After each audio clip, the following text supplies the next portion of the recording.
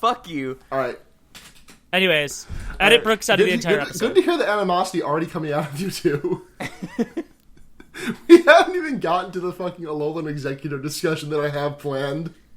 The thing, me and Matt have a preliminary a gentleman's agreement to start a podcast sometime this month that's friendly and about kids' animal shows. Yeah, see, we're gonna do that, and it's gonna devolve into bloodshed. You're gonna just talk about Zaboomafoo for a while. Yeah, this is basically our soft launch. Yeah, exactly. Even saying what kids' animal shows are there? What are there besides Zaboomafoo? Soft all the animals we'll be discussing. Launch. Right. There'll be Air Bud and Air Bud 2. Well, a lot of Air Bud, I would say. There was that Air cartoon about the kid with the giant head, Stanley or something. We're gonna definitely go into the animated Kangaroo Jack movie. I know that to be true. Yeah, absolutely. Good Day USA, I believe it was called. Oh, I'm gonna hate my life doing that show. I know it. Yeah.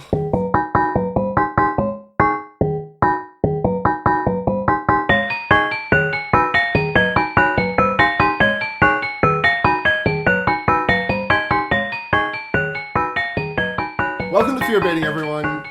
It's the number one podcast Number one scary movie fan cast series.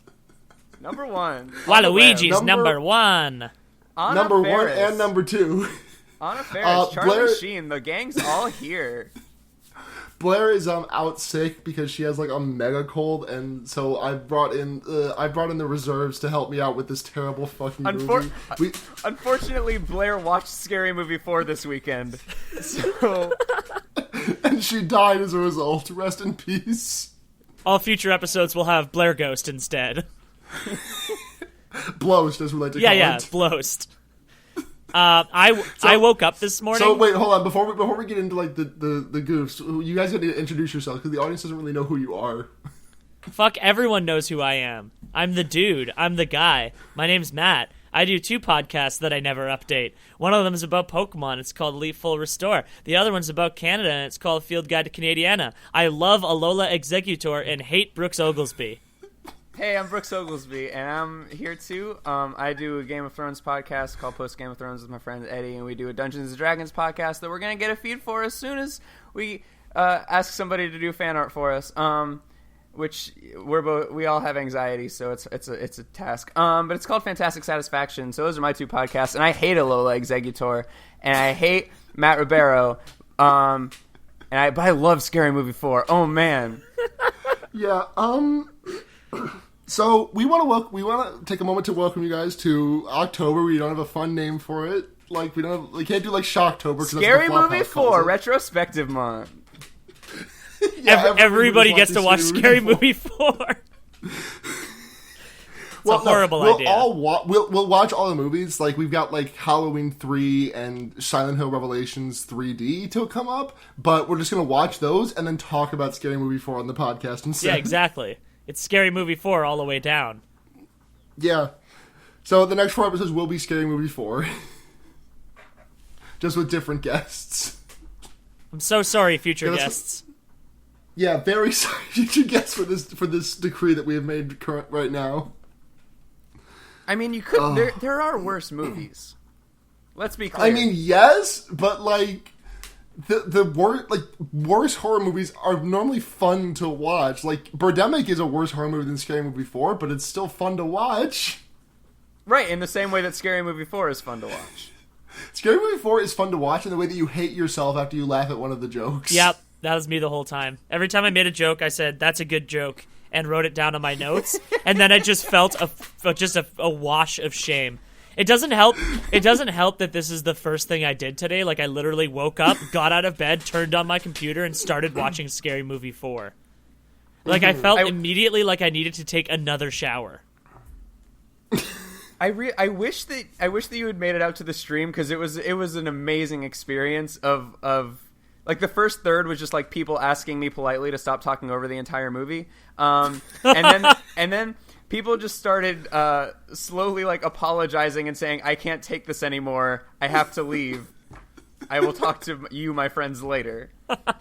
Yeah, my friend Soren, who will be on a near future episode, he was there for the first half hour, then had to tune out for a bit because he had some stuff to take care of. Then he tuned back in for the part where Leslie Nielsen just made like 6 racist jokes to the UN, and then he left immediately. Yeah, that sure was the thing that happened. And by 6 you mean like 25. Some real subversive stuff from Leslie Nielsen on that one. And like he got his balls out, which was really good. Yeah, his nuts were indeed on display.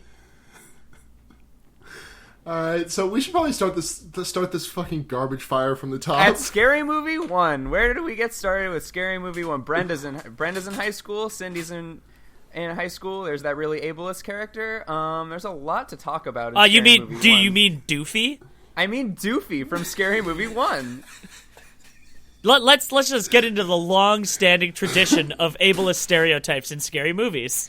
Because a celebrated tradition that continues in full force, I would say, in Scary Movie 4. In fact, there's twins. There's 2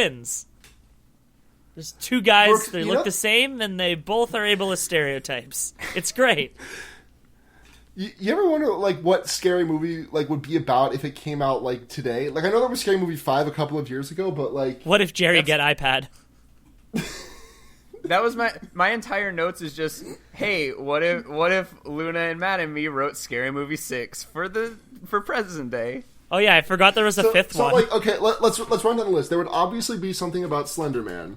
Yeah, of course. Like, obviously. I feel like... Was that in Scary... Wait, hold on. Was that in Scary Movie 5? It might have been. See, I never saw Scary Movie 5 and also forgot it existed entirely. Right. But I feel like, in indie horror is where they have to go. Something about smartphones. Pokemon Go, absolutely. Brooks, that tweet you made a while ago about, like, you're glad Futurama is dead so that they couldn't make a Pokemon Go episode? Yeah, it would have been called Pokemon No, and then Fry would have used it to, like, catch Leela to be his girlfriend. See, man, the thing about Revival Futurama is that I'm a total apologist for it. You're an apologist for a lot of bad things. No! There was at least 3 good episodes in that 2-season garbage fire. Matt. The 3rd episode of the Revival. Listen, the Revival came back. They did 2 episodes. They did Rebirth and Inagata Dalila, which is a funny name. And then the 2nd week of the Revival, we had Attack of the Killer App, which was, I know. Hey, Brooks. what if there was an iPhone, but then we spelled it I, like the thing on your face? I know, and then Brooks. They used Twitcher, which is Twitter. No, Brooks, stop. Please. Then, I didn't. No, don't say it. Don't say I really it. want to get into Scary Movie 4 because I love talking about good media, but let's just talk about this real quick. There's a whole B plot where Leela gets a boil on her butt, and it sings like kind of poorly, and she names it Susan after Susan Boyle, the American Idol lady. Why are you doing this to me? Literally worse. Literally less creative than any joke we see in Scary Movie 4. Okay, that's fair. Wait, hold on, I just want to be clear. The pre-revival Futurama was the one that ended with them resetting the universe, right? No. Like No, that's post-revival. Oh, that's post-revival. Yeah. The original run ends with my favorite episode, I think, which is The Devil's Hands Are Idle Playthings. Playthings, yeah. That's a good title of an episode. Yeah, it's also a very good episode. It's good because it's about jerking off. Yeah. Which episode's the one where Leela's like it weighs 10 times more than a boot, and then it's like 20 boots? Oh, that was very really good good. joke. That was an extremely good joke. Yeah. Anyways, this is our vocal like reenactment of Futurama. Remember when they used to write jokes for Leela?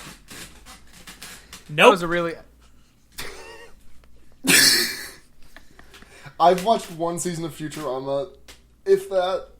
The last episode I remember watching is the one where with the water people and Fry drinks the king. And you drank our emperor, yeah. So welcome to episode. Future Drama, our Futurama podcast. Oh, that's a good name. Shit. It's the name of a Simpsons episode where they go to the future. Oh, I didn't know that. Was it part of one of the good seasons? No, God no. I don't know. Is that the one? It was a good episode in a bad season though. Yeah, good episode. Is that the one where Lisa's dating the British guy in the future? I don't think so. I think it's a different future episode than that. Haven't they done like They have a lot of future 7 episodes. There have been a lot, but now they have like canon future episodes because the first 2 future episodes were both like fortune teller bullshit, but then this one was like they showed time moving forward, so they have like explicit, like actual "this is the future of the Simpsons" kind of episodes. It's the canon now. Oh, okay. And Homer smokes weed. Homer smokes weed now. That's cool. That's topical. Yeah, it's cool that Homer just rips a huge bong with his son. Oh, wouldn't it be funny if Scary Movie 6 had like a bath salts bit and like Florida Man was there? That would be yeah, good. Shit. Florida Man would be a character. It would be you. Human Centipede. Got right? it. Absolutely. We're writing this. What else? Doge would be there. Oh shit! Doge. Oh my god! There's been so many memes. Harambe would come back. Harambe would be a major supporting character. Yeah, no. Harambe would be the protagonist. Right? Yeah. No, Harambe would be the hero. Yeah, because Cindy. We need to start with Cindy because Cindy. I assume her boyfriend would have just died because I guess that's how every scary. It's like when Kenny dies in South Park, I believe. Yeah. A lot of continuity in these films. So Cindy goes to the Cincinnati Zoo, on her day off. Yeah. As a worker at knowyourmeme.com. Of course. And she goes to see her favorite gorilla exhibit, and it's very funny. It's a laugh riot already. Absolutely. I'm struggling to like. Here we go. I got it. Listen. Cindy's walking around the Cincinnati Zoo, and hey, it's Polka Stop Day at the zoo, so she just walks over to the. Oh no! She fell into the gorilla exhibit. Oh, and we all know what happens next. A little dramatic irony for the audience. Brooks's joke was so bad that he died. He just disappeared. Sorry, I had to mute my mic. Brooks I was dead. I was laughing so hard at my own we're premise. gonna work on resolving that. Just give us a brief moment. Hey, Brooks. How you doing over there? Brooks. How you doing on the other side? Brooks, I heard your voice. Hey, hello? My recording didn't die at all, but so that's good. We'll leave that in. Yeah. It's just me yelling good jokes and Matt and Luna being like, "Hello, anyone there?" Hello, Brooks died. Does Brooks Oglesby is dead? There was a real humdinger of an ending to that bit, and I didn't just trail off. So are we gonna talk about Scary Movie 4? Did it involve Cecil the Lion or something? Fuck, Luna, that's why you need to be writing this shit. Okay, hold on. I want to get like two more like plots for Scary Movie 6 in before we go to Scary Movie 4. What else did we tap for? I mean, Scary Movie 5 did Paranormal Activity, right? Like it had to have. Yeah. Yeah. Okay. So that's off the table. More like Scaranormal. It's scary. It Follows. They would do an It Follows joke. Yeah. But like, what would the It Follows thing be? What would it be? What would be the twist to make it funny? It would be just it swallows like a blowjob. Oh shit. It would also parental guidance warning on this podcast. Brooks, we love your jokes, but you cannot leak script ideas straight from Scary Movie 6. We're gonna get like DMCA'd over here, Brooks. Listen, move over, Matt Stone and Trey Parker, because I can write anything in a week. Yeah, let's do that whole script. Right after we talk about Scary Movie 4, the fourth Scary movie. Right, God, fucking Matt Killjoy trying to bring us back to the topic. Let's get into Scary Movies 4. Okay, so how does this movie open? Charlie Sheen get a big boner. No, not yet. We're not you there skipped yet. Brooks, you skipped the only notes you wrote. It's all I can think about. Brooks has 20 words of notes, and half of them are about the opening scene where Shaq and Dr. Phil wake up in a room together, and Shaq is very tall and can't hit free throws. I'm gonna read my first 2 lines of notes. Shaq is trapped with Dr. Phil, and he's very tall. Charlie Sheen gets an enormous boner, and a cat gets on it. That's it. Yeah. Is that your whole notes? No, I have a couple more things. I have a line that just says "funny car bit." We'll get to that scene. That was a very good scene. So yeah, Dr. Phil and Shaq are in a room together, and Dr. Phil saws off his foot, but it's the wrong foot, and then he collapses, and his legs make a 4. Nice. That was good. Which reminded me a lot of the ending of Gran Torino in terms of cinematography. Because when Clint Eastwood gets shot to death, he falls, and it's like a Jesus, and it's like it's iconography, and in this one it's a 4 because it's the 4th film. Yeah. If you think about it, if Jesus Was Hey, on wait, the. hold on. Do you think in the third movie they did that iconography and it was like the Roman 3 and it was like a leg, a big dick, and a leg? Nice. See, But they no. probably thought Okay. about that in post production, and then they were like, "Hey, we got to put a big boner in this fourth one." Yeah, That'd yeah. be pretty good. If you think about it though, like if Jesus were on the cross and started cranking his own hog, it would make a 4 as long as he was facing to the left. This is a Christian podcast. I can't condone that joke.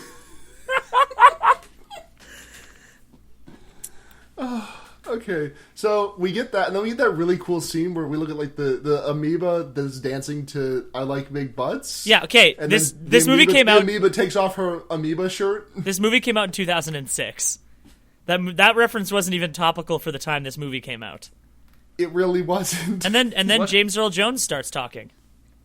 Yeah, because he's the narrator, and we like zoom out of the amoeba, and it's some dude's dick. It's just some random dude who looks like he looks like. What did I say he looked like? He looks like a fucked up version of Dan Aykroyd, and Dan Aykroyd now kind of looks like a fucked up version of Dan Aykroyd. It's fucked You up know Dan how- Aykroyd's the whole way down. You know how what's the Danny DeVito? You know, like how he's been in a lot of great movies, but like he considers Frank Reynolds to be like his life's best work. I kind of Yeah. feel like that's how James Earl Jones must feel. How like people are always like, "Oh, how was it to be Darth Vader?" and whatever. But he was like, "Why does nobody ask me about the amazing framing I did in Scary Movie 4?" Because what a way to start and close a Wait, film. hold on. The amazing framing, was he directing it too? No, I'm talking about the storytelling, The sort of, framing device. Oh. framing device. Okay, Thank my you. apologies. Thank you. It was very good. My notes say, and I quote, "Is this boner joke a good joke, Brooks? Lay it on me. Is the boner joke a good joke, Oh, Brooks?" I thought you had a supplementary boner joke. No, that was me. That was me talking to you while writing the notes for this movie. Yeah. I remember at that moment I got some ASMR tingles. That must have been what that was. So It was. What happens next? We go to Charlie Sheen's apartment where he's getting out of bed with 3 women because Charlie Sheen is a good at And dick. this was pre-winning. This was pre-Tiger Yes, Blood. This was when he was in the 5th movie as well. I have to mention that. So that Finger was on the post-winning. pulse. But this is like 3 or 4 years before winning. Yeah, well, it's basically like Charlie Sheen was encouraged by the portrayals of himself in parody, and thus strove to become that person in reality by cranking his And hog. we all remember how Charlie Sheen died, God rest his soul, by jumping off of a building, and his dick got smashed. Yeah, him Dickie got smashed into the road. The thing about this scene is that him Dickie smash into road. Yeah, that's the thing. This is immediately followed by a joke I actually liked, where the camera pans at Anna Faris's face and then like starts moving away into the apartment, and she follows the camera into the apartment to do her shocked face at the camera. And that tells me that the only things these movies have going for them is how good Anna Faris is. Listen, I was Yeah. evangelizing this film the entire stream about how if you want some good slapstick, like some good physical comedy, or like some just really, really racist stuff, either one of those, this is the film for you. Yeah, no, if you just really, really love racism and ableism, or someone's daughter getting repeatedly knocked off screen by heavy blows, then you will love... 8 times, by the way. We ran a count. It happens 8 times. There's a there's a child abuse count that we have, and it was 8 times. We also 10 total. We also had an 10 total because 2 of them were for the kid, the grudge kid. Yeah. We had How many we of had those an elder are... abuse count and an animal abuse count as well. Good. We didn't run those. We wanted to run them in retrospect, but we did not do so. Because Yeah. we should mention that Charlie Sheen, him Dickie, does fall immediately onto Kat, who had just fallen off the balcony. Yes, of course, he does impale a cat with his dingus. So it's bestiality, too. Which is funny because it's like a pussy. Oh, nice. Oh shit! I missed. I didn't that. even catch that angle. This is a genius movie. I change everything I have said so far. That Levels. is hashtag levels. I like so- when the main dude character starts dropping everything. Yeah, because he's asleep and he just like starts killing a bunch of people by dropping crates. That's of gold bullion. monkeys and stuff. He just drops What? he drops a bunch of gold. Oh, wait, did you say gold bullion? Yeah, because that's what they say. Isn't it pronounced bouillon? That's like the cubes you put in your soup. Oh, okay. I thought that was scallions. No, those are onions. Your favorite. No, those are scallops. Don't say that shit on this. This is not the show for this. Brooks, how do you feel about onions and onion nights? The thing, listen, sidebar. I want to get back to Scary Movie 4 real quick, but think about how many fucking Game of Thrones jokes would be in Scary Movie 6. Oh my god, that would be the whole movie. That's also what Epic Movie would have been if they made it 6 years later. Throne Movie. Oh yeah, they're just gonna call it Throne Movie. Yeah, and the premise would be, what if Game of Thrones was actually not a great show? You know what would be really funny though? If they made that and then it was better. Like their parody was making an actual adaptation of of the Song of Ice and Fire novels. I need to before we get letters for this. I need to interject. I did correct Matt when he said scallions, and I said no, you mean scallops. I meant to say shallots and not scallops, which are a sort of a clam. So apologies for that. Scallions are also onions, though. Scallions are green. No, scallions are onions. Yes, that was correct. I did correct you for no reason. I thought you meant to say shallots for some reason. You're fucking this up, man. Okay. It's tough. Podcasting's tough, man. Let's see. My notes are as follows. Monkeys are funny. Crane game joke funny. MySpace joke actually topical in 2006. What joke was? A MySpace joke. Gotta put this shit on MySpace. Mind you, Facebook did exist when this movie came out. Yes, but it was not the cultural juggernaut that it is currently. Yeah. Right. Man, I bet Scary Movie 5... I bet Scary Movie 5 had some really good jokes about Facebook. Just some good jokes. But this is still the Kevin Hart that I think of when I think I don't think of like most popular comic in the world, Kevin Hart. I think of Scary Movie 4 supporting actor talking about the difference between mouses and rats, Kevin Hart. Yeah, and what a performance. Yeah. And here's where we get our queer representation that we so need and that we so want and need. Yep. Because Tom, what's his dick, a.k.a. Horace P. McTitties, which is what he gets renamed. His name is Tom Ryan. Sorry, okay. He gets renamed by the not Secret Service, Witness Protection Program, and he's talking about who's he talking about? He's talking to Molly Shannon. Yes, but no, wait, hold on. We're skipping around a little bit, and I like to think of this kind of as a 22 short films about Springfield kind of thing, where it's just a series of vignettes, you know? It's not one plot, it's 22 good tiny plots. Right, but the thing that I'm referencing is that in the bar where Tom is talking about Anna Faris and everyone's like, oh yeah, I slept with her, and then the bartender, who's a woman, comes over and is like, oh, I slept with her. And that's the lesbian. Were they not talking about Molly Shannon at that point because they were talking about his ex-wife? Oh, wait, no, they were talking about Molly Shannon, I think. I thought you were talking about the other very good representation, which was the Brokeback Mountain joke shortly after. Oh yeah, the Brokeback Mountain joke where who is it? Anthony the one Anderson, who isn't Kevin Hart. Anthony Anderson of Kangaroo Jack fame. Yeah. Yeah. Yes, Anthony Anderson reaches over to Kevin Hart's crotch zone and is like, I just want some nuts, and he pulls out some almonds they were cashews. Thank you very much. Which are not nuts; they are legumes. Some great wordplay. If you've ever said the word peanuts and thought, hey, this sounds like another word, stay tuned because this movie has figured it out. Yeah, and then Kevin Hart reaches over to Anthony Anderson's crotch and is like, I just want some penis, and he's like, peanuts, get it? And yeah, it's like, nice. That joke wasn't very funny when they did it in Ace Ventura When Nature Calls, and it's not funny now. I wouldn't say that wasn't funny in Ace Ventura When Nature Calls because I thought it was very funny. But I guess that is a rare miss from Scary Movie 4 in terms of originality. Rare miss. Yeah, very rare. I honestly expected better of Soul Plane's Kevin Hart. Kevin Hart of Soul Plane, which I have seen upwards of 20 times. That's a lot. Yes. But I've seen the original Ace Ventura 40 times. Then why would you say it's not funny? I said the original.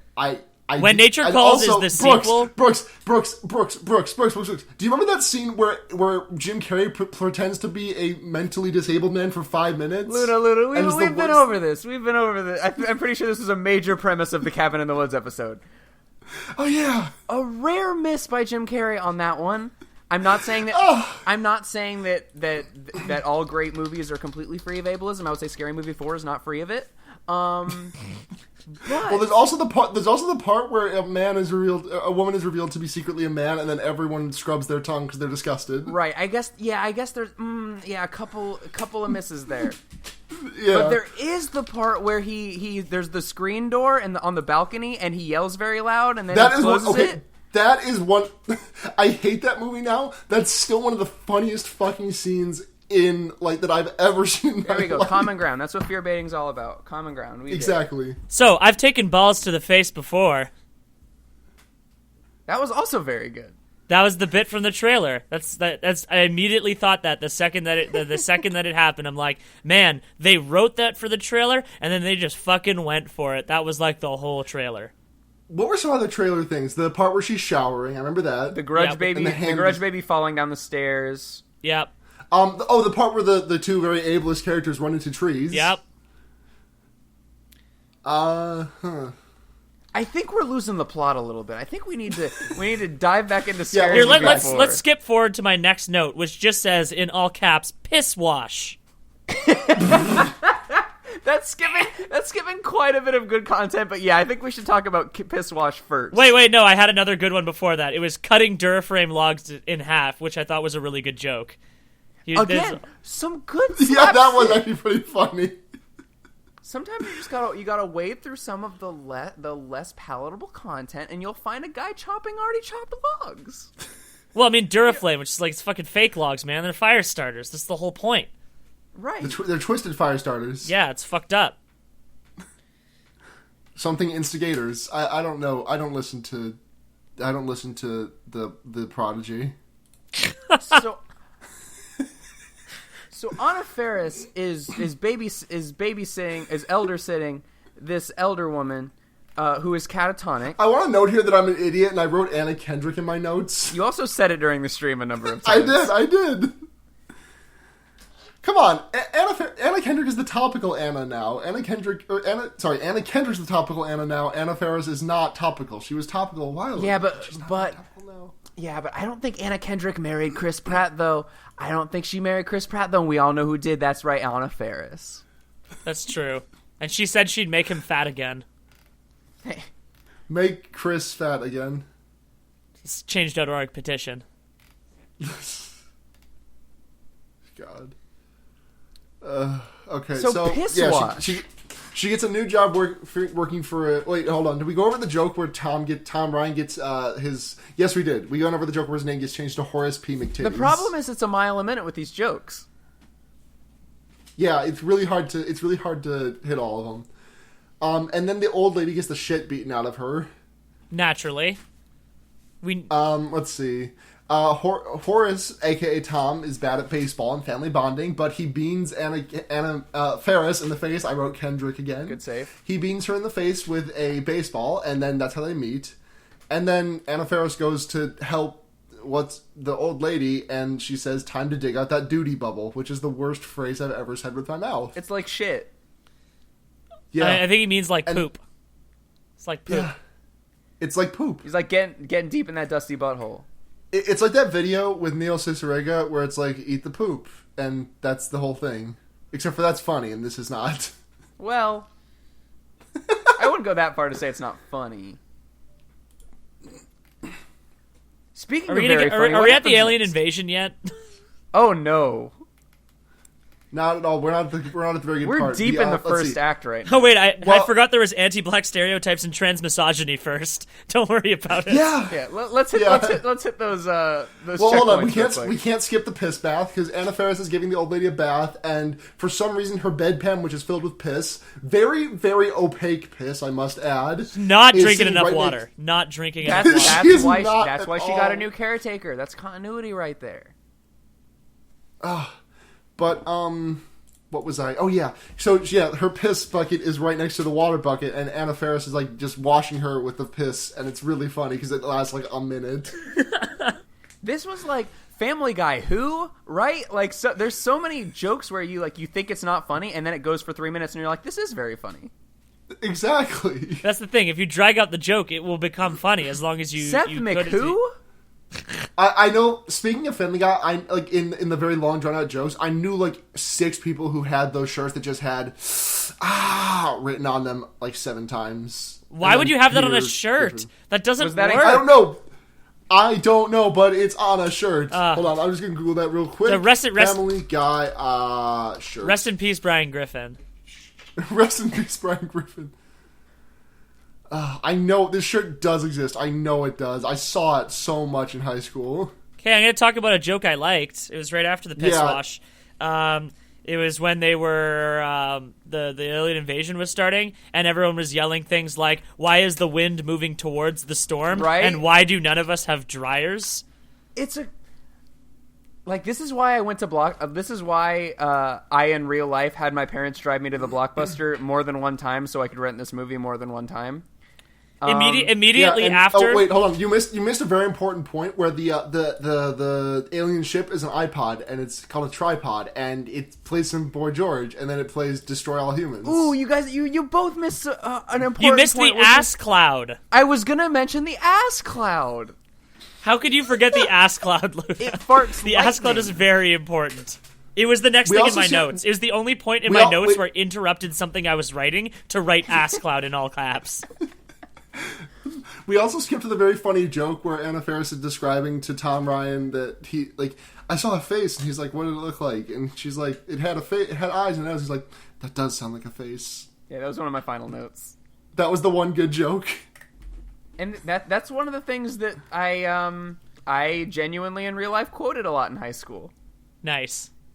There were a couple instances of that in this movie. Okay, I need to know. I know Enjoy Your Purple Nurple Town, because you mentioned that during the stream. Mm-hmm. That does sound like a face. Yes, that also was a thing you said. What else did you say that you got from this movie?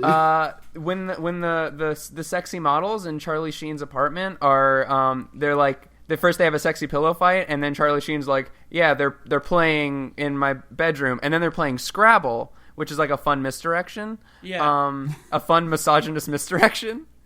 And one of the women say, Quixotic, 90 points. And I would say that whenever I would play a board game. So that was pretty funny. And I guess we'll just get to the rest when we come to them, because they're just so... It's a lot like how I've taken so much of my cadence from the McElroy brothers. It's a lot like that, but with Scary Movie 4. I have like a series of things I hated after one good joke. Which is when all the vehicles stop working and the guy tries to jump on a skateboard and the skateboard doesn't move. And then it's just terrorism joke, anti-Asian racism, ableism, jokes about Detroit, jokes about mental illness. Remember Carmen Electra? And then we got to the UN, and that was like a solid 45 minutes of the movie where all my notes were things I hated. We skipped over the part. We skipped over the really fun trans misogyny where Mike Tyson is dressed up with a wig and he's supposed to be a female fighter, a female boxer, which is really good. He beats the shit out of everyone and he eats all their ears. It's just all true, all good points. But real quick about the skateboard bit where everything stops. There's you glossed over a very, very funny bit where a guy walks out of his house with his pants around his ankles and he says, "My bowels have stopped moving." Which is another ass-related humor. But yeah, let's get back to the $1 Million Baby jokes. Yeah, everyone breaks their neck like the scene in $1 Million Baby, and it lasts for like a minute and a half. And there's a funny pile of ears because I don't know if y'all heard, but there's this thing with Mike Tyson where he bit off part of this guy's ear, which is what that was going for. Let's see. The very funny Chinese or Japanese racist jokes where Anna Faris and the baby are just saying brands, names of like Japanese companies. Yeah, and like they're saying like samurai sashimi, and this is katana sushi. This is why this is why I was brought onto this episode, because I'm somebody who's watched the director's commentary a number of times as well in high school, and for this scene they explained that. Sashimi, which is the last thing that they said they had to end the scene there because they ran out of racist things to say. Great. That is they ran wonderful. out of racist companies and words to say. Was there? They must have mentioned hibachi. They did. They did. But they could have moved into anime territory next. Like, come on. Yeah. Also, A really funny joke because it was never topical. Cindy's like, there's these markings on the wall, and she's like, I can't read that. How do I know where to go next? And Yahoo Maps comes up. Yahoo Maps! That is also in my notes in all caps, just Yahoo Maps. The only time I've ever heard someone mention Yahoo Maps was in Lazy Sunday, which came out a year before this movie. Right. And they end up determining that Yahoo Maps is irrelevant and Google Maps is the best.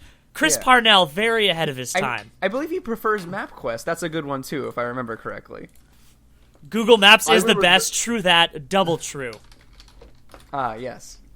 I'm trying to think, because MapQuest brought up like a really weird specific memory of a volume of Animorphs where Marco pulls up a MapQuest to find out where the fuck he's supposed to be going. They must have just gotten a cease and desist from MapQuest. That must be it. Yahoo Maps, desperate for attention, allow themselves to be in this piece of shit. Let's see. Tom goes and gets a gun after the aliens come. And where does he put it? Where does he put it, Luna? He puts it in his back. He puts it in his butt crack, and he shoots himself accidentally. And then he puts it in his front crack, and he shoots himself. And he gives himself a free Prince Albert with his gun. Let's make a note that when he shot himself, he just said under his breath, "Penis." that way the audience knows. They know where the shot went. Not that it hit a ball or the other ball, or he could have just gotten himself right in the trundle. But an important artery that would have made him bleed out immediately. Yeah, no, he didn't. It's funny how there was zero blood. He didn't hit himself in the femoral artery, which is roughly in that direction. But no, he shot himself right through the penis and announced it to us by saying the penis. There were a lot of the thing, a lot of great premises, a lot of great bits, a lot of great physical humor in this movie. There's a lot. They put a lot of comedic burden on Tom's actor by just groaning things in a pained voice, and a lot of them don't land. Yeah, very few of them actually land. So I'm saying the only gift that these movie series has is Brenda, and her just over the topness does work well with the jokes that she is given, and then just Anna Faris's breathy obliviousness. Right. Those are the two gifts that these movies have. And that's why they used them over and over again. I think once the gift makers kind of refine the scene where Charlie Sheen hits the cat who has jumped on his enormous Viagra dick with a bottle repeatedly, and it bounces like he's masturbating his penis, I think that might be a good FAP gift for Reddit, you know? Mm-hmm. Well, we all know that Reddit is at a constant need for FAP gifts. They run through them so quickly. Limited use on those bad boys. Yeah, well, exactly. Eventually they get all sticky. Yeah, come, yeah, totally. Yeah. That's the worst thing Hey guys, said on this podcast. I think you said it, Matt. I think you did just break the record of the worst thing anyone said on this podcast. Hey guys, remember Chingy? Wait. Is this the part where is it the car goof? Is this the car goof? No. No, that was Lil Jon in the car goof. There's also a Method and Redman joke coming up later, but let's which joke should we go to first? I think we should go in chronological order. So car goof first. Well, yeah, Chingy was after a point in my notes where I said I got bored for half an hour, so it was right after I wrote the phrase "he nakey." He indeed nakey. Because, that means I skipped the UN. So there's the first of 3 to 4, makeout scenes between Tom and Cindy that, don't have a lot of jokes in them. I kept watching it oh, is she going to get hit with a baseball during this? That would be pretty good. But, no, it's, there was, one part where, a fan was blowing her hair, and it was, they were doing an impression of somebody who would make bad cinematography in a movie. But other than that, it was just a nice romantic, it was kind of where they were dipping their toe into the whole dramedy genre, I would say. Exactly. Because he was here's a solenoid switch. It's for luck. And then Brenda just whips it at Lil Jon and beans him in the head with it. Lil Jon's in this movie. And, I'm not... culturally relevant at the time. I'm not sure Still why Lil Jon's relevant. car works. That was one of my biggest problems with the film. He's I have the last working car in New York. But, that guy's bowels didn't move. They don't have dryers. Like, I don't understand. They fixed the one car with the solenoid, but did he have a solenoid? Yeah, so Like, did the aliens just take everybody's solenoid? Like, maybe? I don't think it was very clear. I think we skipped a very good goof where Leslie Nielsen, a very, very funny President Bush during the 9/11 Do you guys remember 9/11? Remember the terrorist joke? I also skipped that. Yeah. I don't remember that one, honestly. It was, Oh, yes, never mind. Yes, I do. The one where the guy jumps out of the car and tries to blow himself up. He says death to America. Yeah, and then some people come and beat him up. Yeah, thanks, Tony. Yeah. Thanks, Tony Ali. But like the president is like reading. It's like when George Bush was reading that storybook to children when the 9/11 attacks happened, and Leslie Nielsen is doing the same thing to kids, and he's enthralled in the story, and he gets upset with the twist, and then he makes a bunch of kids upset by saying their parents were probably dead, and they spit milk for like a minute. To be fair, it was a shitty premise of a book. Like, it's a book to kids about a duck, and then his like Secret Service guy is like, hey, the duck dies at the... What kind of fucking kids book is that? Like, honestly, how many good children's stories are there where something dies at the end? It felt like a tasteful homage to Adam Sandler film Billy Madison in a lot of ways. Because when he's in Miss Lippy's first grade class, there's the book about the dog going missing, and then Adam Sandler uses his one PG-13 fuck to say, you get your ass out there and you find that fucking dog. In front of his first grade teacher, and which leads to some hilarious comedy situations. Because he's too big for grade school. Nice. What happens in Scary Movie 4, though? Carmen Electra takes a shit. There should have been a shit count. Do you think there were more... There was more shitting or more children being hit by things in this children being hit by things. They're actually pretty sparing with the shitting jokes. Tom shits his pants at one point. Carmen Electra goes poopy into like a big wet poopy right in front of everyone. There is the duty bubble. And there is shit in the bedpan we see from a certain angle. Also, the sky shits. The ass cloud. Ass cloud, yes. They get pulled up at the end. They get pulled up by a tentacle into like an ass. That's like reverse right, shitting. It's like... Yeah. It's like the alien wants to poop. Wants to poop back and forth. Which I thought was a nice homage to the movie Rat Race. Yeah. In which John Lovitz is driving, I believe, Adolf Hitler's car, and his daughter is trying to shit out of the side of it, and she explains that she's prairie dogging, which is when your poop goes in and out of your butt. I'm pretty sure that, and then there's a Smash Mouth concert. Smash Mouth shows up. Yeah, I think there's a Smash Mouth concert. Yeah, there's a Smash Mouth concert in several movies. Yeah. There's a Cheap Trick concert in Daddy Daycare. Man, Daddy Daycare, just like, let's talk about that one scene where he walks into the bathroom and there's just poop all over the walls and floor, and then he looks up at the ceiling, and then he makes a shocked face at the ceiling, implying that there is poop on the ceiling. Eddie Murphy deserves an Oscar for that role. Which I thought was a tasteful homage to the Dumb and Dumber sequel, Dumb and Dumberer, which is where Harry and Lloyd like smear Hershey's chocolate all over his girlfriend's bathroom walls, and then the dad walks in and he goes, "Hey, this looks like poop." And then did you just call Dumb and Dumberer the sequel instead of prequel? The squeakquel. And then you dumb sack of shit. You motherfucker. None of the original actors were involved in Dumb and Dumberer because it's a prequel. I don't know that that's... They did find a guy that looked like scarily like Jim Carrey.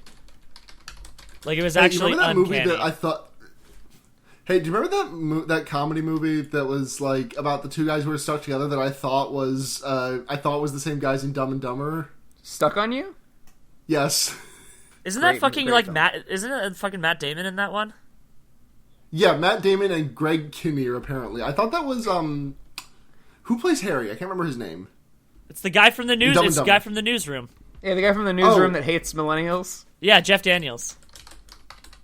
Man, yeah, I thought that was Jim Carrey and fucking newsroom guy Harry. Jeff Daniels. Every time I see somebody on Facebook share the thing about, like, Jeff Daniels shares rant about what's wrong with millennials by, like, shitting on a college girl who asks him a question. Yeah. I go back to the Dumb and Dumber scene where he pees on Jim Carrey's ass and then gets stuck to him because it's very cold outside. And I watch it 6 times and then I am cured. Yeah, see, the thing about Jeff Daniels is that he is exactly like his character on The Newsroom, in which he's an insufferable piece of shit. Mm-hmm. Just like every character on The Newsroom, as written by Aaron Sorkin. I like how The Newsroom's, like, core, like, I like how right Aaron Sorkin gets to be by writing about things with perfect hindsight. Yeah. Isn't it great how when you talk about news events that happened in the past, you can make a 7-minute montage set to Coldplay's Fix You about the Gabby Giffords shooting? Like, that's a real thing that happened. They had to... The pilot episode was about the BP oil spill, the Deepwater Horizon, which I went and saw that movie yesterday. How was that any good? It was okay. It was pretty good, actually. Made me tear up at the end. The only notes that I have remaining are Tom Cruise joke and the fake eye gag, which was also a good gag. Oh, you missed so You're much. You're going deep into this. There's some good Michael Jackson goofs that we need to get to. Oh, yes. There's, of course, the 30-minute The Village joke. Yes. Which is where we get blind Carmen Electra and mentally handicapped other guy. Speaking of, I just remembered another thing that I said all the time in high school, which was pee vagina, which is what the guy continually says. He says it for grace, and then they say amen.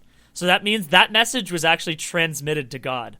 Yeah, a funny series of words, which I thought was what they were kind of going for there. It's their sex. Yeah. Let that sink in. I can handle this, guys. Do you want to talk about another movie? Took a lot out of me. You want to talk about, like, Birdman was good. Air Bud. Yeah, I'll talk about Air Bud. If y'all want to watch a shitty movie later in October when you're done watching Scary Movie 4 for the 4th time, you can watch Spooky Buddies. It's very bad. What about Snow Buddies? Okay. Snow Buddies is my favorite movie. I own it on DVD. Snow Buddies is also very bad, and it hasn't been ever released on DVD, you fucking asshole. It Air definitely Buddies has, and I own it. Wait, hold on. Did you know that Air Buddies was Don Knotts' last movie?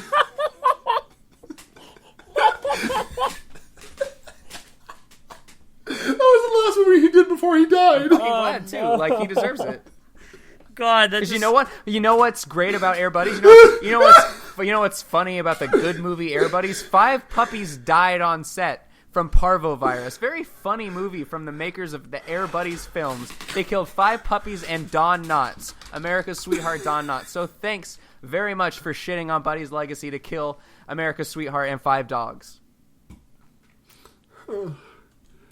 That was also the guy who played the sheriff. That was the last movie before he died. God damn. This movie killed several people. Yeah. God. Do we have anything else? Yeah, we're missing a lot of jokes. Let's see. Okay, so we skipped the entire UN scene where Leslie Nielsen gets up, says a bunch of racist shit, and then gets he gets his entire body zapped by a clothes remover. So it's like his dickie is out, and he like bends over and spreads his asshole for everyone on accident because he doesn't realize that his dickie is out. Yeah, the thing is, we've actually mentioned that scene like 4 times now. We just keep coming back to it. Yeah, but we have to come back to it in like in it's truth. It's kind of like the linchpin series. of the film.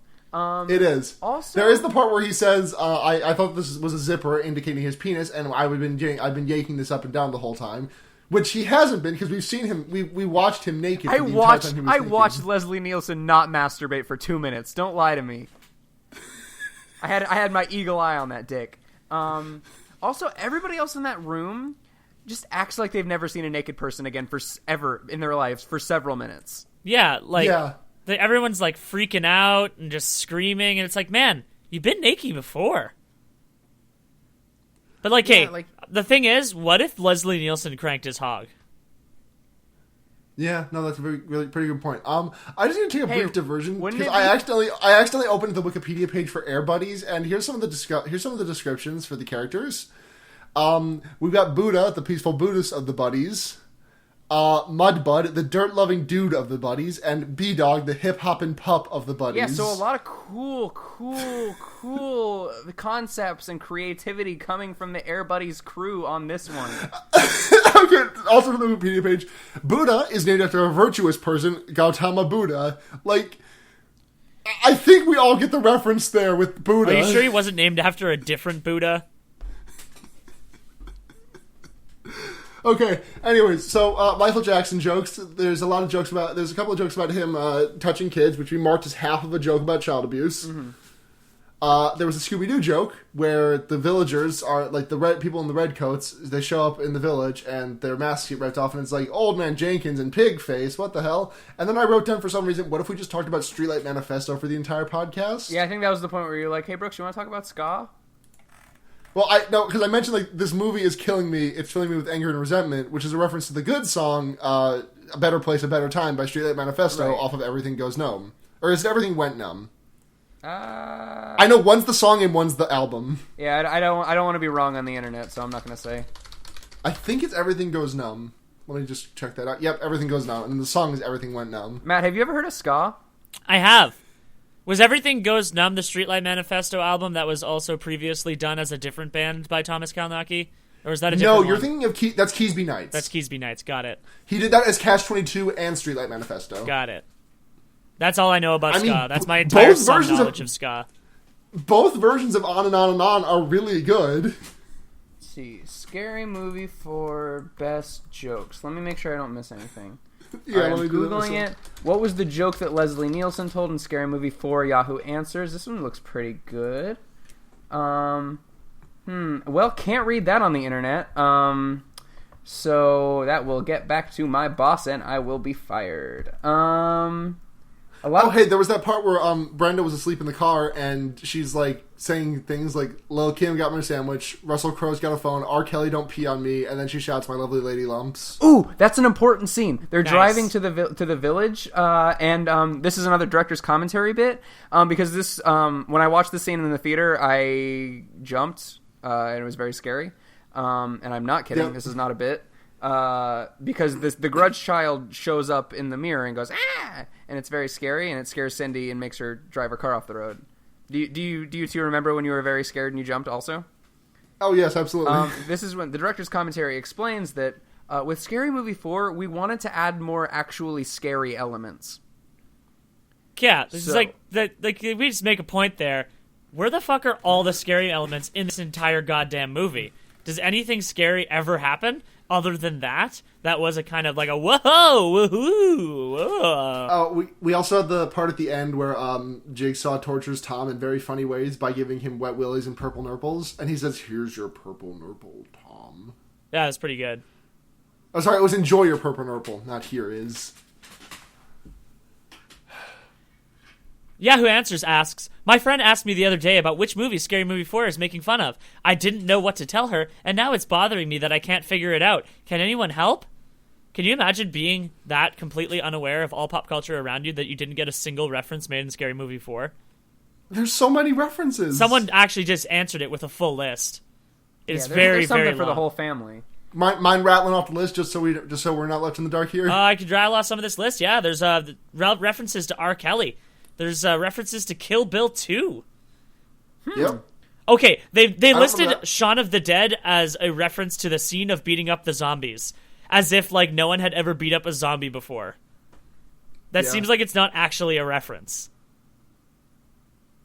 Oh, the Oprah Winfrey Show episode dated 23rd of May 2005. The infamous Tom Cruise jumping on the counts incident is spoofed. Yes, that is spoofed. That is indeed spoofed. That is the last bit of my notes. Is Tom Cruise scene. Tom Cruise crazy. Okay. And then someone also wanted to mention... Someone in the chat did mention this, and I just want to kind of reiterate this joke. Tim McGraw's What If Scary Movie Fates. Just a little Cool Games Inc. joke. And I think that'll do it for Scary Movie 4. There was the part where we can't forget the funny scene where there's lightning and then they're like, hey, we're all safe on the inside, and then the daughter is outside and she gets hit by lightning like 6 times. Oh, Brooks, that happened like half an hour into the movie. I just thought we should circle back to it in case people forget the funny things. Okay. Oh, guys, you know the bit with the cat clutching the penis? Apparently, it's a reference to Deuce Bigelow, a European gigolo. See, they lost me after the first one. I didn't feel like it necessarily warranted a sequel. It felt like a cash grab to me. I've got the Scary Movie 4 IMDb page for quotes open here, and it does say Tom Ryan puts gun down the back of his pants and it goes off. Ow, my ass. Puts gun down the front of his pants and it goes off. Tom Ryan, penis. We have literally gone over that one too. I think we're done. I know. I just wanted to iterate that it was, in fact, on the IMDb page for good quotes. Oh, nice. And one of two people found this interesting. Nice. Who the fuck was that other guy, and why is he such a fucking killjoy? I'm going to the IMDb page to upvote that quote. Brooks, join there me. was actually a very good running joke where Tom Ryan keeps saying that he's a very bad parent, and Cindy / Anna Faris asks what exactly is and then a very bad thing, a cockmonger, a taint licker, or an ass clown, and Tom Ryan responds, "That's not important right now." Yeah, there's a funny post credit or if you get this Scary Movie 4 on DVD, at the bottom of the bargain bin at your local Walmart, you can see all of the different funny swears that they try out. Nice. So it's just like it's like a 2-minute cut of like Anna Faris just reacting to, or just saying, "Hey, what's a dick lord?" And they ended up going with cockmonger, which it's interesting. That might be a reference to the classic cockmongler meme. Like, just getting really into the meme history there. Finger on the pulse. Finger on the pulse. All right, so is that it for Scary Movie? Brooks, do you have anything else to interject about this terrible fucking movie? I wouldn't go that far to call it terrible. I'm looking at the goofs page to see if I missed any jokes, and it seems to be more technical goofs, like errors in geography. Do they not know what a goof is? Yeah, I don't know. I guess IMDb might not have its finger on the pulse in the same way that Academy Award nominated Scary Movie 4 might. So Cindy and Brenda watched the news camera footage of Detroit before and after the tripod attack, but the city shown is actually San Diego. Oh, damn. shit! That's like how Vancouver always plays every city but itself. That's gonna take a whole half star off my rating. I found a user list on IMDb for movies I wish I could unwatch. I'm willing to bet this is on there. Ooh, Let's continuity. see, when Tom's children are released from hanging over the spike pit, they suddenly become untied. That's another quarter star. Ooh, it's if you want to stay on the best year of 2006 list with Win a Date with Tad Hamilton, you better watch yourself. Okay, I agree with some of this guy's list. Like, this guy lists the Santa Claus 3 and Fred Claus as movies he wished he had never seen, but he also lists the Santa Claus 1 on there, which is a fucking blasphemous act. Yeah, who doesn't like Tim Allen's The Santa Claus? Listen, I really enjoyed the 2-year period where we all pretended that we didn't fucking hate Vince Vaughn, and I think giving him the role of Fred Claus really sort of reminded us of why he doesn't have any charisma at all and nobody likes him. I just thought that really sort of... Because I think Dodgeball confused a lot of people. They were like, this is a generally pretty funny movie that also heavily features Vince Vaughn. Let's give him a shot. The breakup didn't go so well, but we could pin that on old Jennifer Aniston. But, oh man, I bet Scary Movie 6 would have some good Brangelina goofs. Oh, yeah, especially since they just broke up. Anyways, this movie is fucking over now, right? We're done? Yes. For God's sake, Okay. It's done. Brooks, shut up. Okay. Brooks, I would give it I will fucking kill you if you say We're anymore. moving on to ratings, and we are going to give this on a scale of 0 to 5 piss baths. 3 and... Okay. So, Matt, you can go ahead. If we're rating this out of piss baths, do we assume that more piss baths is bad? No, the 5 piss baths is the highest recommendation you can give to this movie. Yeah, as in, like, I would rate this the equivalent of taking 5 sensual piss baths. Yes, very good piss baths. Okay, so I'm gonna rate this solid half a piss bath. They only get the lower half of my body, which, like, that's fine. I could deal with that. I could just wash that right off. None of it got in my mouth, so I don't think it was a really enjoyable experience. Half. Actually, you know what? I'm gonna give it a whole piss bath because there were plenty of good there were good slapstick goofs. I will give it that on the power of some good slapstick goofs. I'm gonna go ahead and speak for Blair here. Blair, being sick, could not actually be here, but she did offer her review. I did. Oh, I just got a text from Blair. Blair says, 5 stars, Brooks. Be sure to tell Luna. That's great because I just tweet here from Blair that says she wanted to rate it a bad out of 10. Yeah, but like in the cool way that like the teens today are saying it. Yes, absolutely. She rated it bad. That's bad. Brooks, how many piss baths do you get this movie? I'm gonna give it a strong 3 3/4 piss baths out of 5. You're dead to me. Some really strong character moments, I thought. Some great horror elements as well as dramatic elements that I really thought sort of grounded it. There were some misses with just the constant racism and misogyny and a whole smorgasbord of problematic elements that were saved only by the good slapstick, and it wasn't great. Yeah, I'm gonna go ahead and give it a half a piss bath out of 5. I wish I could give it lower, but I did actually genuinely laugh at a couple of jokes, and that's all I'm gonna give it. So let's move on to questions. We actually have one question this week. Oh, nice! I love answering questions poorly. This question is from Tumblr user Trampoline. Oh wait, that's me. Question for Brooks submitted in form format. What if main character of film cranked their hog? I think we already covered that, didn't we?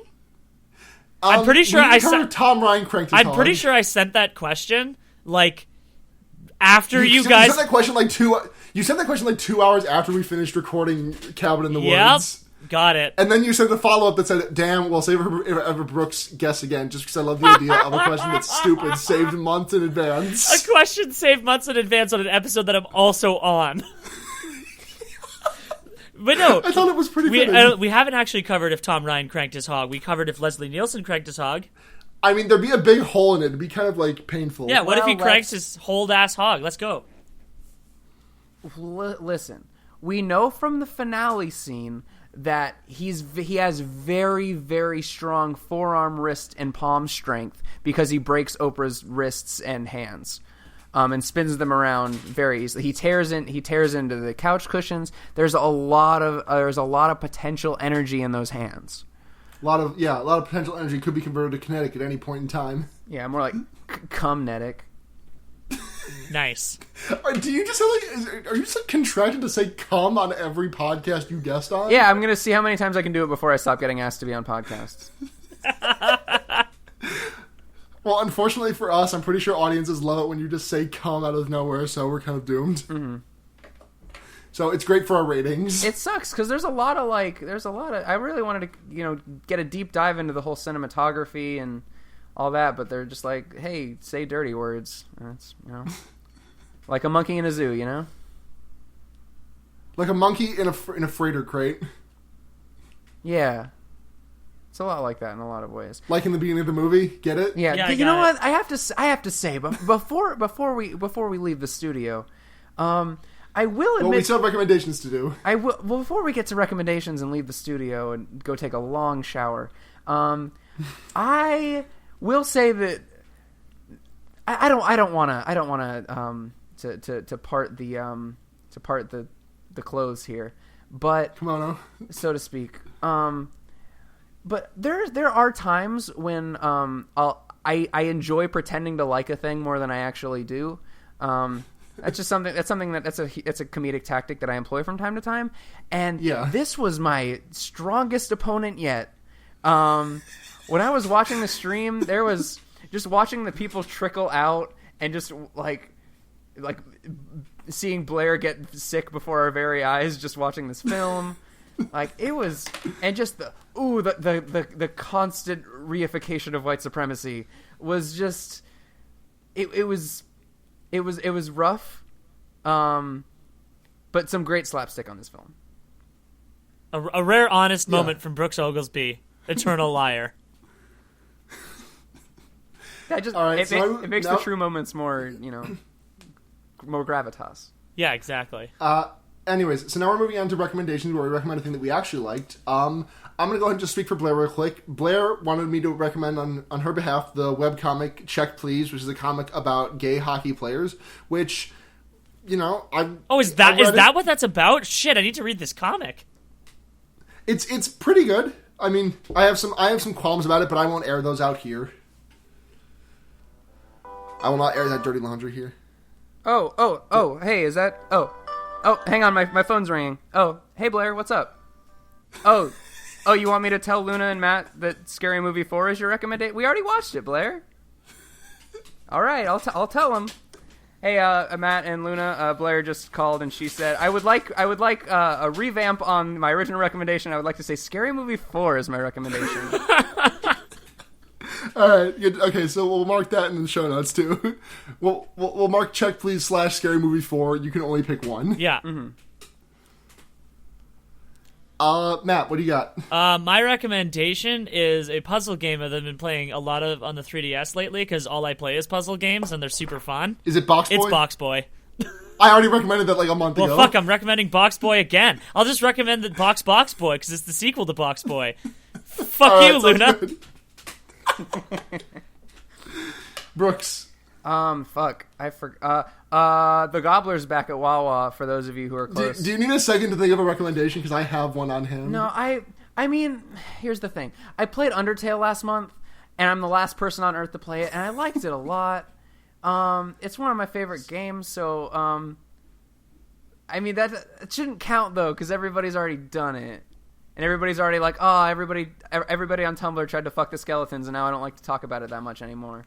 I can give you a brief break while I talk about my recommendation if you want to think of something else to say. All right, I might just say Scary Movie. All right, yeah, go ahead. All right, so my recommendation this week is the newest Ace Attorney game, Spirit of Justice, which I've been a huge... What? I thought you were going to say the new Ace Ventura movie. Yeah, the new Ace Ventura movie. Son of Ace. Ace Ventura Jr. Yeah, Son of Ace. Ace Ventura Jr. was very good, though. No, okay. So the new Ace Attorney game, Spirit of Justice, which I've been a huge Ace Attorney fan for like 7 or 8 years now. Like, it's one of my absolute favorite game franchises, and Dual Destinies was the most recent installment, and it kind of was a bit of a miss for me. Like, there was some weird transphobic bullshit in one of the cases, and it wasn't very funny, and it wasn't very good, in my opinion. Like, I still played the hell of it, and I still like it, but it wasn't good to the caliber of the other games. But the new one, Spirit of Justice, is very, very good, and... the first I'm only through the first case, but the first case was amazing, had some fantastic villain music, some of the best I've heard from the series in a long time, and I just recommend it. It's very good. Ace Attorney Spirit of Justice. Man, I need to like finish the god-awful clown case in the second one so I can like get further in You the series. shut the fuck up. Turnabout Big Top is fantastic. Luna, I've been stuck on that case for 2 years because even with a walkthrough I can't play it because it's unbearable. Shut the fuck It's up. god-awful. I have a different recommendation to make up for the fact that my previous recommendation had been taken. It's a small, recently started webcomic called Kim and the Witch. It's just this kid named Kim who walks into the forest and finds a witch's coven and becomes friends with the witch and becomes her assistant. And it's not very long so far, but it's very cute. Nice. Brooks, what do you got? I went through like the notes on my phone. Like, I'm like, what do I like? What do I consume that I enjoy? How about the television series Game of Thrones? I heard it has won 38 Emmys. What? Yeah, I've heard trivia expert Matt coming through on that one. Yeah, I don't know if I thought you were just gonna call him Matt Cum for a second there. Trivia expert Matt Cum. That's the worst thing that's ever been said on your podcast. What, Matt Cum? Yeah, I hate that. It's pretty funny though. Yeah, that's the thing. Like, oh, what if it was like you know, like you're associated with the GameCube? Yeah. Be like game cum. How dare you? You fucking monster. How dare you besmirch the GameCube in this way? It is a pure and perfect cube, a wonderful console that looks like a lunchbox. Also, Pikmin was on it. How could you do this to me, your friend? Like sperm, you know? Can this episode be done now? Can we be finished? Fucking play Undertale. I can't think of anything else I like, and I'm very embarrassed about it. All right. That's going to do it for Fear Baiting. We already plugged all of our podcasts, so if you guys want to like plug your social media. I'm on Twitter at MattGCN. Don't look at my Tumblr. Yeah, I'm Brooks as a noun on Twitter. The same. All I do is plug my podcast these days anyways. I went ahead with a Halloween-esque change. So on Twitter and Tumblr, I am Chie Shadowaka for the month. Nice. And you can find me there. And as always, if you want to send us questions or anything, you can find us at Fearbaiting on Twitter, Fearbaiting on Tumblr, or fearbaiting@gmail.com. And that'll do it for Fearbaiting. I'm Luna. I'm Matt. I'm Brooks. And you guys say the thing together. You can put Matt. What? a fucked up. Say the thing together. You have to say the thing together with Brooks. Are you having the same problem as me, where you're trying to think of a funny like thing that Scary Movie 6 would do? Because that's what I'm trying to get one last one in there real quick. Oh shit. What's something that happened? Pepe the Frog. Yeah, like Pepe the Frog would be there, and The then, alt-right. Yeah, that's Just kidding. The alt-right isn't funny. Unlike Scary Movie 4, I'm Brooks. You can put a fucked up guy anywhere. Yeah, I'm Matt. Pokemon is good. Okay, can we please, guys, please just say the fucking thing. We've been on the outro for a minute and a half. What's the thing again? You can put an Alola Executor anywhere. Thanks for listening, guys. Good night.